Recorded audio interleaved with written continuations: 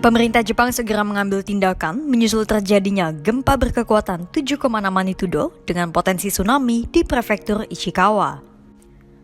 Perdana Menteri Jepang Fumio Kishida menyatakan dirinya telah memberikan 3 instruksi pada Senin 1 Januari 2024. Ketiga instruksi dari Fumio tersebut akan dijalankan oleh kantor tanggap bencana yang telah didirikan oleh pemerintah Jepang.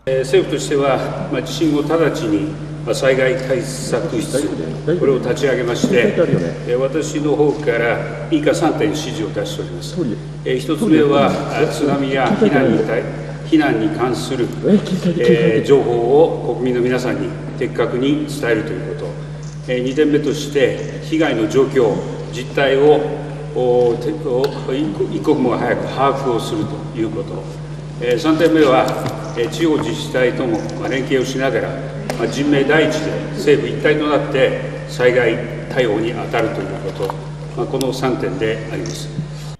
Badan Meteorologi Jepang telah melaporkan lebih dari selusin gempa di lepas pantai Ishikawa dan prefektur sekitarnya, salah satunya berkekuatan 7,6 magnitudo.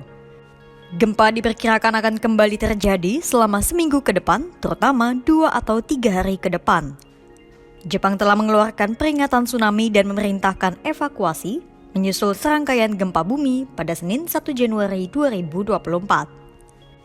Peringatan tsunami tingkat tinggi telah dikeluarkan untuk Ishikawa dan peringatan tsunami rendah untuk seluruh pantai barat Pulau Honshu.